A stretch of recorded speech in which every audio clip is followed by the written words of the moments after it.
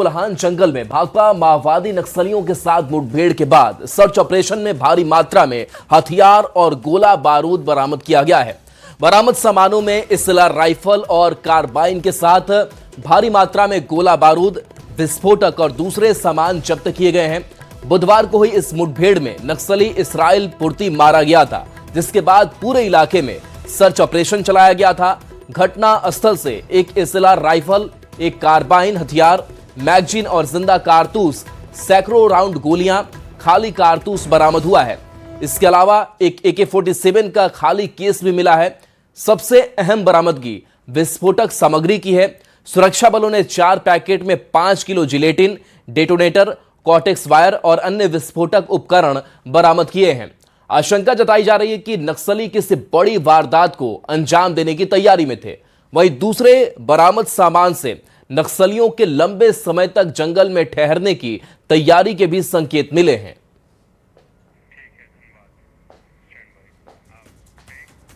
खबर धनबाद से है, जहां धनबाद में गैंगस्टर प्रिंस खान के नेटवर्क पर पुलिस का शिकंजा लगातार कसता जा रहा है। उसके गुर्गे शैफी उर्फ मेजर को एक बार फिर से 3 दिनों के रिमांड पर लिया गया है।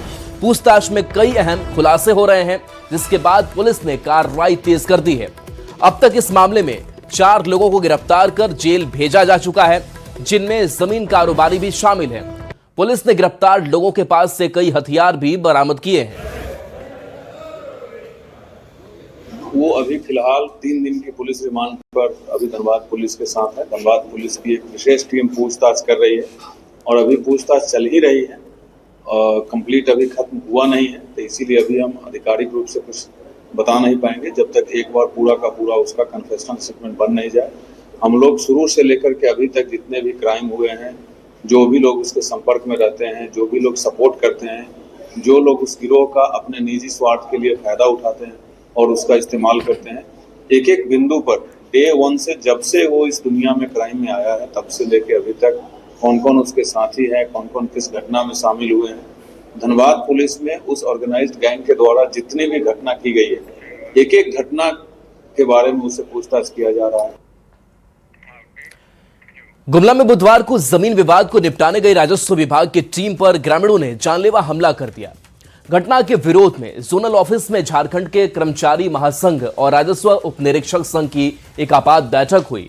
बैठक में जिला प्रशासन के काम को लेकर नाराजगी जताई गई।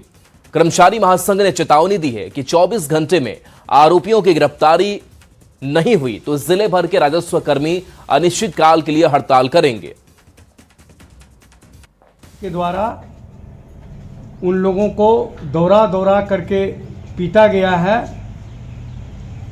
और उसके बाद जो प्रशासन की कार्रवाई होनी चाहिए वह कार्रवाई अभी तक नहीं दिख रहा है, न पुलिस की ओर से न जिला प्रशासन की ओर से।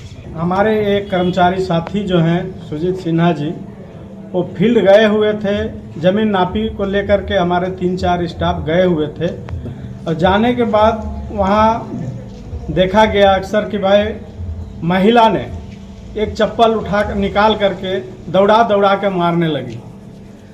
और पुलिस प्रशासन उस दोषीदार को अरेस्ट नहीं करके कोई 3rd पर्सन को गिरफ्तार करके लाया है, सूचना मिला है। जामताड़ा में मिहिजाम थाना क्षेत्र में महिला और पुरुष का शव मिलने से सनसनी फैल गई। बोदमा जीतपुर गांव के जंगल में झाड़ियों में दोनों शव मिले हैं, जिसके बाद लोगों ने पुलिस को इसकी जानकारी दी है। पुलिस ने मौके से शव बरामद कर पोस्टमार्टम के लिए भेजा। मौके से एक बैग भी मिला है, जिसमें मोबाइल फोन और दूसरे दस्तावेज मिले हैं। मृत महिला की पहचान बंगाल की मालती मुर्मू के रूप में हुई है, जबकि मृत पुरुष बोदमा के सागेन हांसदा के रूप में पहचान हुई है। घटनास्थल से जहरीला पदार्थ मिलने से मामला और संदिग्ध हो गया है। दोनों के जहर खाकर जान देने की आशंका जताई जा रही है। पुलिस हर एंगल से मामले की जांच कर रही है। क्या बोदमा में जाहिर खान के पीछे जंगल में जो डेड बॉडी था, सूचना मिला तो हम लोग आए। इसके बाद पहचान हुआ इसी गांव के एक लड़का है सागन हांसदा करके, वो है, और एक लड़की है जो 21 साल उम्र की है, वो सलानपुर की है। दोनों का देखने से ऐसा लगता है कि जहर का शीशी वगैरह बरामद हुआ है। जहर खा के आत्महत्या किया हुआ है। आगे का इसमें कार्रवाई कर रहे हैं पोस्टमार्टम का। गढ़वा में प्रेमिका से शादी करने की जिद में एक प्रेमी 500 फीट ऊंचे मोबाइल टावर पर चढ़ गया और शादी नहीं होने पर कूदकर जान देने की धमकी दे रहा था। मौके पर पुलिस मौजूद रही और प्रेमी को समझा बुझाकर नीचे उतारने की कोशिश की जाती रही। रंका थाना क्षेत्र के खपरो मानपुर गांव की यह घटना है। दरअसल दोनों परिवार में पहले शादी की रजामंदी के बाद अब लड़की की शादी दूसरी जगह तय हो गई है, जिससे नाराज होकर प्रेमी ने यह हाई वोल्टेज ड्रामा किया है। रंका पुलिस प्रेमी असदुल्ला अंसारी को मोबाइल टावर से उतारने का प्रयास करती रही। नहीं कर रहा था तो टावर पर चढ़ लगे जान दे गया कब झगड़ा? हाँ शादी नहीं करेंगे कब झगड़ा? चाल बन 9 बजे शादी नहीं हो तब टावर झगड़ा। लड़का लड़की का मामला है। लड़की से पता चला अभी आने के बाद कि उससे इन लोग का एंगेजमेंट हो चुका था। एंगेजमेंट के बाद परिवार वाले लोगों में कुछ खटपट हुआ। खटपट होने के बाद से लड़की के गार्जियन जो है शादी करने से इनकार किए। अब उस इनकार से दुखी होकर के ये लड़का संभवतः टावर पे चढ़ गया है। अब इसको समझा बुझा करके उतारने का प्रयास किया जा रहा है। नीलकमल हमारे साथ न्यूज 18 संवाददाता फोन लाइन पर है। नीलकमल, क्या ये प्रेमी अब टावर से उतर चुका है? पुलिस क्योंकि लगातार अनाउंसमेंट कर रही है, नीचे उतारने की कोशिश जारी थी। देखिए, आपको बता दूं कि अभी भी जो युवक है वो टावर पे ही चढ़ा हुआ है और पुलिस लगातार प्रयास कर रही है कि उसे किसी तरह टावर से उतारा जाए। उसे समझाया जा रहा है, पुलिस द्वारा माइकिंग की जा रही है और जैसा कि बताया जा रहा है कि वो लगातार पुलिस के जवान भी आसपास मौजूद हैं। काफी संख्या में लोग वहां पे इकट्ठे हो गए हैं।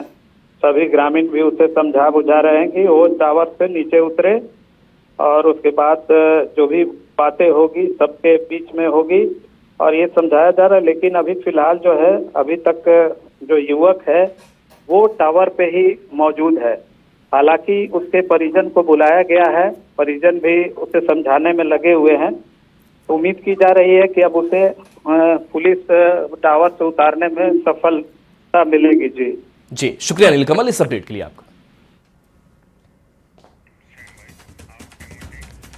खूंटी से बड़ी खबर, जहां जड़ियागढ़ में जंगली हाथी का उत्पात देखने को मिल रहा है। किसान को खेत में कुचलकर हाथी ने मार डाला। मौके पर लोगों की भीड़ जुटी है। वन विभाग ने परिवार को सहायता भी दी है। कई दिन से यह हाथी का आतंक यहां देखने को मिल रहा है। उत्पात से अब खौफ का माहौल यहां नजर आता है। जहां जड़ियागढ़ में जंगली हाथी का उत्पात देखने को मिला है, किसान को खेत में कुचलकर मार डाला है। सिमडेगा से बड़ी खबर है, जहां बानों से चोरी की हैरान करने वाली एक घटना सामने आई है। गाय को गाड़ी में लादकर चोर फरार हो गए। सीसीटीवी से गाय की चोरी का यह पूरा खुलासा हुआ। लग्जरी गाड़ी से ये गिर नस्ल के गाय की चोरी हुई है। गाय मालिक ने थाने में आवेदन दिया है। गाय चोरों की तलाश में पुलिस सब जुटी हुई है। तो ये आप सीसीटीवी फुटेज देखिए, जहां पर एक लग्जरी गाड़ी का इस्तेमाल किया जाता है और इसी में लादकर इस गाय की चोरी कर ली जाती है। अब गाय चोरों की तलाश में इस सीसीटीवी के आधार पर पुलिस जुटी हुई है। खबर सिमडेगा से है, जहां सिमडेगा कोलेबिरा मुख्य मार्ग NH 143 पर कोलेबिरा घाटी में एक ट्रेलर ट्रक दुर्घटनाग्रस्त हो गई सरई पानी के पास। हादसे के बाद NH 143 पूरी तरह जाम हो गया। सड़क के दोनों ओर वाहनों की लंबी कतार लग गई। घटना की सूचना पर पुलिस मौके पर पहुंची है और सड़क जाम हटाकर ट्रैफिक सामान्य करने की कोशिश की जा रही है। तो ये तस्वीर देखिए, जहां पर गाड़ियों की लंबी कतार लगी हुई है। सिमडेगा कोलेबिरा मुख्य मार्ग NH 143 की तस्वीर आप देख रहे हैं, जहां ट्रेलर ट्रक की टक्कर हुई थी सरई पानी के पास। हादसे के बाद ये लंबा जाम लगा हुआ है।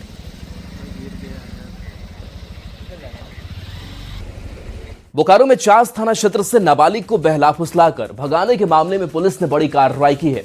पुलिस ने नाबालिग का कोलकाता से रेस्क्यू किया है और आरोपी आर्यन अली को गिरफ्तार किया है। इस मामले में लड़की के पिता ने 28 अप्रैल को चास थाने में मामला दर्ज कराया था। मामले की गंभीरता को देखते हुए चास SDPO के नेतृत्व में स्पेशल टीम का गठन किया गया था, जिसने 1 मई को कोलकाता स्थित बेनियापुकुर थाना क्षेत्र में छापेमारी कर लड़की का सकुशल रेस्क्यू किया। आरोपी के मोबाइल फोन की जांच की जा रही है ताकि पूरे मामले में तकनीकी सबूत जुटाया जा सके। लोकेशन के आधार पर, डिजिटल साक्ष्य के आधार पर टीम को रवाना किया गया और कोलकाता से नाबालिग लड़की को बरामद करके उनके परिजनों को सौंप दिया गया है। कांड में संलिप्त आर्यन अली जमा नामक 20 वर्षीय एक व्यक्ति को गिरफ्तार किया गया और उसे न्यायिक हिरासत में भेजा जा रहा है। आर्यन अली जमा के पोजीशन से एक मोबाइल भी बरामद किया गया है और उसका मोबाइल फोरेंसिक के तहत जांच किया जाएगा और अनुसंधान में जो तथ्य आएंगे उसके आधार पर अग्रतर कार्रवाई की जाएगी। आज अचानक कई लोगों के मोबाइल फोन पर तेज सायरन जैसी आवाज गूंजी और स्क्रीन पर एक गंभीर चेतावनी जैसा मैसेज दिखाई दिया। कुछ सेकंड के लिए लोगों को लगा कि कहीं कोई बड़ा खतरा तो नहीं आ गया। कई लोगों ने घबराकर फोन तक उठाया, आसपास के लोगों से पूछा और सोशल मीडिया पर इसकी चर्चा शुरू हो गई। लेकिन जब मैसेज ध्यान से पढ़ा गया तो स्थिति साफ हो गई। यह कोई आपदा का अलर्ट नहीं था बल्कि एक टेस्ट था। दरअसल भारत सरकार की ओर से एक नई तकनीक को जांचने के लिए यह अलर्ट भेजा गया था। यह घटना दिखाती है कि कैसे एक छोटा सा मैसेज भी लोगों में बड़ी प्रतिक्रिया पैदा कर सकता है। साथ ही यह भी बताता है कि यह आपदा प्रबंधन के लिए देश किस तरीके से नई तकनीकों की ओर आगे बढ़ रहा है। जो मैसेज आया है उस मैसेज में स्वतः आप देख सकते हैं वो टेस्टिंग के लिए भेजा गया और ये अलर्ट मैसेजेस आने वाले समय में कोई भी इमरजेंसी जैसे किसी तरह का कोई डिजास्टर आती है, भूकंप हो या गर्मी का अत्यधिक ये हो या बारिश का, तो वो अलर्ट वहाँ आएगी तो मोबाइल में आप कहीं पे भी बैठे हैं तो नेटवर्क हो या नहीं हो आपको पता चल जाएगा और आप जो है सुरक्षित स्थान पर और सुरक्षित पहल कर सकते हैं। स्वास्थ्य विभाग में घोटाले को लेकर बीजेपी ने स्वतंत्र एजेंसी से जांच की मांग की है। विधायक नवीन जायसवाल ने कहा, स्वास्थ्य मंत्री ने अपने पद का दुरुपयोग किया है, अपने समाज से जुड़े लोगों को टेंडर दिया। मंत्री अपने पद का निजी स्वार्थ को लेकर काम किया है। मुख्यमंत्री को इस पूरे मामले पर संज्ञान लेना चाहिए।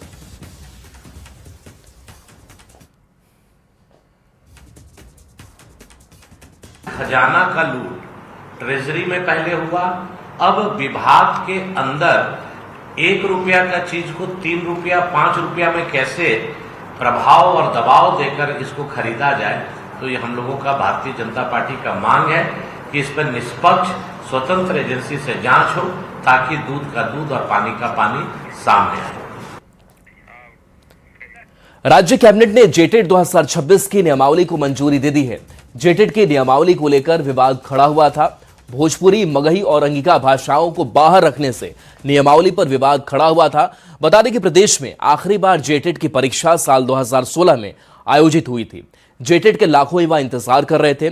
ऐसे में कैबिनेट की जेटेट 2026 की नियमावली को मंजूरी मिलने से युवाओं को राहत मिली है।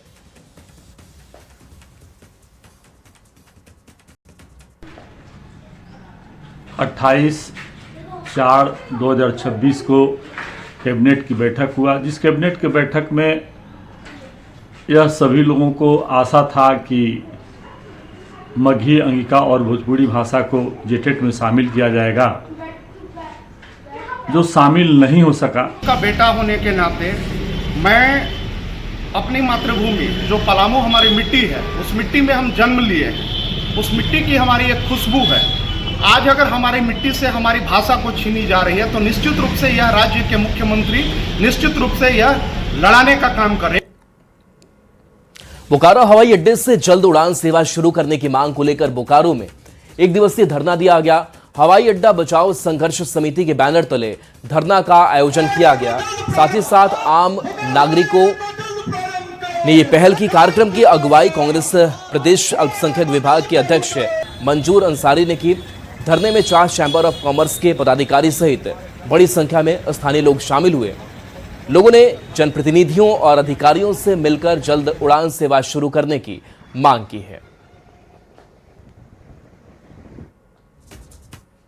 कि हम सब बोकारो वासी मिल करके हम सभी जनप्रतिनिधियों से ये अनुरोध करते हैं, ये एक तरह से हम अनुरोध सभा कह सकते हैं कि हम अनुरोध सभा कर रहे हैं।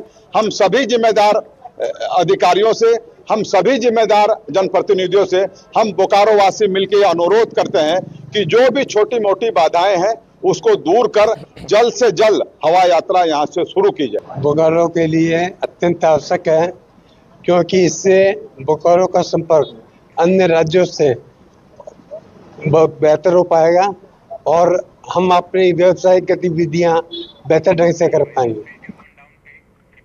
राजधानी रांची स्थित आरजेडी प्रदेश कार्यालय में मेधावी छात्र छात्राओं को सम्मानित किया गया। सीबीएसई, जैक और आईसीएसई बोर्ड में बेहतर प्रदर्शन करने वाले टॉपर्स को युवा आरजेडी की ओर से स्मृति चिन्ह देकर सम्मानित किया गया। इस दौरान युवा आरजेडी प्रदेश अध्यक्ष रंजन यादव ने कहा कि ये बच्चे राज्य और देश का भविष्य हैं, जिन्होंने अपनी मेहनत से झारखंड का नाम रोशन किया है। युवा राष्ट्रीय जनता दल की ओर से हम एक सम्मान के तौर पे उनको मोमेंटो देकर हम उनको सम्मानित किए हैं और उनका हौसला बढ़ाया है, ताकि इसी तरह वो आगे का भी अपना जो क्लास है उसमें करते रहे और हमारे देश और दुनिया का नाम रोशन करते रहे। खबर धनबाद से, जहां 20 साल पहले लापता महिला केरल के आश्रम से मिली। केरल प्रशासन ने झारखंड को इसकी सूचना दी। सूचना मिलने पर सीओ लापता महिला के घर पहुंचे, लेकिन पति ने महिला को अपनाने से मना कर दिया। पर महिला के बेटे ने प्रशासन से मां को वापस लाने की गुहार लगाई। प्रशासन ने भी इस मामले को गंभीरता से लिया है और मां बेटे को मिलाने की दिशा में पहल शुरू कर दी है। केरला से फ़ोन आया था कोझिकोड से कि एक महिला जो आपके क्षेत्र की है 10-15 साल पहले गुम हो गई थी, तो उसे वहाँ सरकारी एक आशा गवर्नमेंट हाउस है, वहीं पे रखा गया है। अब उसको होश हो गया तो अपना सारे परिवार वगैरह का नाम ले रही है। तो उनके द्वारा बताया कि दलदली कम ससुराल है और राजू मुर्मू उनके पति हैं। तो अभी उसी के सिलसिले में हम आए हुए थे यहाँ। तो एक्सेप्ट तो कर रहे हैं कि हमारी पत्नी है, लेकिन बहुत सालों से पहले चली गई है, चाहे दूसरा परिवार बसा लिए हैं, तो उनको लाने का मन नहीं है। इसके लिए तो उनका लड़का से मेरा बातचीत हुआ, हम लोग सब सामने थे, सीओ साहब भी, आप लोग भी हैं, तो उनका लड़का तो एक्सेप्ट कर रहे हैं कि मम्मी को आने से हम रखेंगे।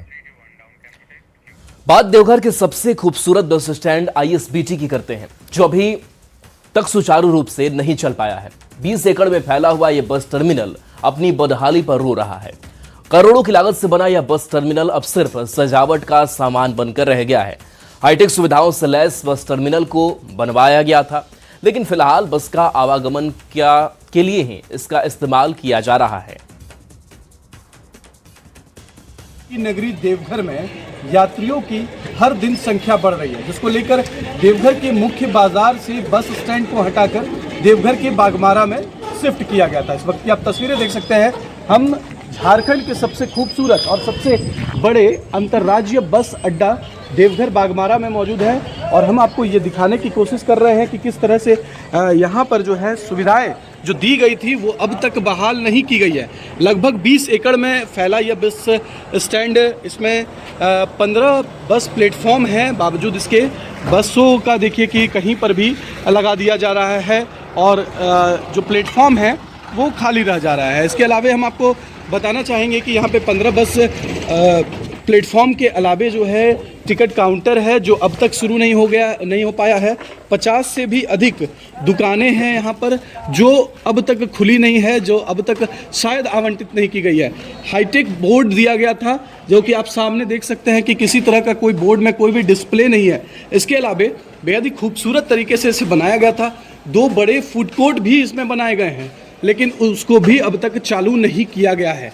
अगर हम सुविधा की बात करें तो एक्सीलेटर जो है वो लगाया गया था, ताकि लोग जो है वो आसानी से ऊपर तल्ले तक जा सके। लेकिन देख सकते हैं कि बिना चालू हुए ही ये कबाड़ में तब्दील नज़र आ रहा है। तो ये झारखंड का सबसे खूबसूरत और सबसे बड़ा आईएसबीटी यानी कि इंटरस्टेट बस टर्मिनल है, जिसकी हालात इस तरह से आप सामने देख सकते हैं कि ये दुकानें जो हैं आवंटित नहीं किए गए हैं, तो अब तक बंद पड़ा हुआ है। पार्किंग एरिया है वो भी पूरी तरह से बदहाल स्थिति में है। झारखंड के देवघर में योजनाओं का किस तरह से करोड़ों की लागत से ये बना आईएसबीटी जो है अपने शुरू होने से पहले ही बदहाल स्थिति में आ गया है। यहाँ की जो सुविधाएं हैं वो ठप है, एक्सीलेटर की स्थिति खराब है, दुकानें आवंटित नहीं की गई है। इसके अलावा कई और खामियां आपको साफ तौर पर देखने को मिलेगी। बस टर्मिनल ज़रूर बनाए गए हैं, बस प्लेटफॉर्म ज़रूर बनाए गए 15, लेकिन यत्र तत्र बस लगाए जा रहे हैं। तो ये देवघर का और झारखंड का सबसे खूबसूरत आईएसबीटी है, जो अपनी बदहाली की स्थिति में दिख रहा है। Manish Dubey, news 18 Deoghar. Ayushman Bharat digital mission के लिए झारखंड के 3 जिलों को चुना गया है। रामगढ़, गुमला और कोडरमा को मॉडल जिला के तौर पर पेपरलेस कार्य के लिए चुना गया है। इसे लेकर स्वास्थ्य विभाग के अपर सचिव विद्यानंद शर्मा पंकज ने 10 सदस्यीय टीम के साथ रामगढ़ सदर अस्पताल का दौरा किया, स्वास्थ्य सुविधाओं का जायजा लिया और अधिकारियों के साथ बैठक कर समीक्षा की। अस्पताल में जितने भी सरकारी स्वास्थ्य संबंधित सुविधा हैं उसकी जानकारी मरीज को मोबाइल पर सीधे मिल पाएगी। इसका उद्देश्य सभी कागजी कार्रवाई को पेपरलेस करना है। 15 मई तक आयुष्मान भारत डिजिटल मिशन के तहत रामगढ़ जिला को मॉडल जिला के रूप में घोषित कर दिया जाएगा। डिजिटल मिशन के तहत मॉडल डिस्ट्रिक्ट घोषित किया है और भारत सरकार को भी इसको हम लोग ने रिपोर्ट किया है कि हमारा रामगढ़ जिला मॉडल डिस्ट्रिक्ट हम लोग बनाएंगे। झारखंड में हम लोगों ने 3 जिलों को मॉडल बनाया है, रामगढ़, गुमला, कोडरमी। मॉडल डिस्ट्रिक्ट का कंसेप्ट ये है कि यहाँ पे जितने भी फैसिलिटी है, गवर्नमेंट फैसिलिटी हो या प्राइवेट हेल्थ फैसिलिटी हो, सारे एबीडीएम कंप्लाइंट होंगे, यानी कि इसमें हमारा HMIS चलेगा, स्कैन एंड शेयर होगा, लैब का जो भी पेपरलेस काम होगा।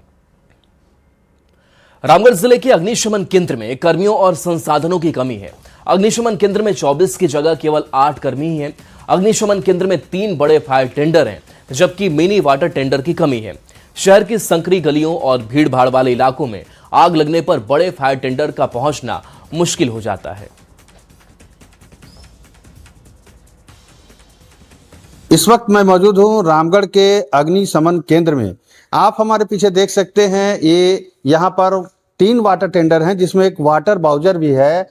हालांकि यहाँ मिनी वाटर टेंडर नहीं है, जिसके कारण रामगढ़ शहर के सघन आबादी के बीच में गाड़ियों के आने जाने में दिक्कत होती है। खासकर जब आग लग जाता है उस समय में काफ़ी परेशानियों का सामना करना पड़ता है। चूँकि रामगढ़ जो है एक औद्योगिक जिला है, खनिज संपदा से भरा हुआ जिला है, यहाँ आगलगी की घटनाएं अक्सर घटते रहती है और यहाँ पर ये जो अग्निशमन केंद्र है, यहाँ कर्मियों की कमी से भी जूझ रहा है और फायर टेंडर की कमी से भी जूझ रहा है। ऐसे में हम सीधे बात करेंगे, यहाँ पर आपके पास कितना फायर टेंडर है, कितने कर्मी हैं? मेरे पास 2 वाटर टेंडर है, 1 वाटर मौजर है, मेरे पास 7 कर्मी हैं, 3 अग्निक चालक, 4 हवलदार चालक, 1 अग्निशमन प्रभारी। मिनी वाटर टेंडर आपके पास नहीं है? ना, मिनी वाटर टेंडर मेरे पास तो नहीं है। सघन आबादी है, संकरी गली में जाने में दिक्कत होती है? जी होती है सर। तो उसके लिए क्या आप लोग प्रक्रिया अपना रहे हैं? हम लोग का मुख्यालय से हुआ है मांग किए हैं जी, ले अभी तो मिला नहीं। मिल जाएगा लेकिन सर जल्दी। कुल 8 ही यहाँ पर एक पदाधिकारी लेकर 8 लोग जी, कुल 8 हैं। ऐसे में जब कहीं बड़ा आग की घटना होती है तो परेशानी होती है? परेशानी तो है, लेकिन क्या करना सर, तो आग तो बुताना पड़ेगा ना। बुताना पड़ेगा जी। तो संकरी गलियों में आग बुझाने में काफी सहूलियत होगी। फिलहाल जो है रामगढ़ अग्निशमन केंद्र जो है संसाधनों और कर्मियों की कमी से जूझ रहा है। जावेद खान, न्यूज़ 18 रामगढ़। हजारीबाग के सांसद मनीष जायसवाल ने कानून व्यवस्था को लेकर पुलिस की कार्यप्रणाली पर सवाल उठाए हैं। कहा, नए एसपी के आने के बाद भी अपराधियों के हौसले बुलंद हैं और महज 10 दिनों के भीतर बैंक डकैती समेत कई बड़ी घटनाएं सामने आई है, जो पुलिस की कार्यशैली पर सवाल खड़े करती है। यदि जल्द स्थिति में सुधार नहीं हुआ तो बीजेपी सड़कों पर उतरकर आंदोलन करेगी। तो थाना को मेरा खान अंसारी जी सोते जागते कि भारतीय जनता पार्टी सड़क पर उतर करके हजारीबाग पुलिस प्रशासन का विरोध करेगी अगर लॉ एंड ऑर्डर यहाँ पर नहीं सुधरता है। तो आप वारंटियों को गिरफ्तार करिए, हमको इससे कोई आपत्ति नहीं है, करना ही चाहिए। जिस पर वारंट है उस पर कानून को सख्त होना ही चाहिए, लेकिन लॉ एंड ऑर्डर की जिम्मेवारी किसकी है? सख्ती लॉ एंड ऑर्डर पर दिखना चाहिए। रांची के मोरहाबादी मैदान में सोना सुब्रन मेमोरियल सोसाइटी के द्वारा बड़ा हेल्थ कैंप लगाया गया। इस कैंप का मुख्य उद्देश्य राज्य में बढ़ रहे कैंसर मरीजों की स्क्रीनिंग करना और उन्हें सही उपचार देना है। इस कैंप में सर्वाइकल, ब्रेस्ट, ओरल कैंसर के साथ हाइपरटेंशन और डायबिटीज के लिए स्क्रीनिंग किया गया। वहीं इस कैंप का उद्घाटन रांची उपायुक्त मंजुनाथ भंजत्री ने किया। इस दौरान Ranchi DTO Akhilesh Kumar, civil surgeon doctor Prabhat Kumar भी मौजूद रहे। यहाँ आज मोरहाबादी ग्राउंड में सोना सुब्रन मेमोरियल सोसाइटी और जिला प्रशासन संयुक्त तत्वाधान में यहाँ हेल्थ चेकअप किया जा रहा है। विशेषकर जो सर्विकल कैंसर और ब्रेस्ट कैंसर का जो महिलाओं का जो है यहाँ जांच किया जा रहा है, क्योंकि आज के समय में बहुत सारे जो बिना जांच किए अचानक लास्ट स्टेज में पहुँच जाते हैं। और निःशुल्क हेल्थ चेकअप भी आज हो रही है, तो ब्लड डोनेशन कैंप भी लगाया गया। निश्चित रूप से ये इस कार्य के माध्यम से बहुत सारे लोगों को यहाँ राहत मिलेगी।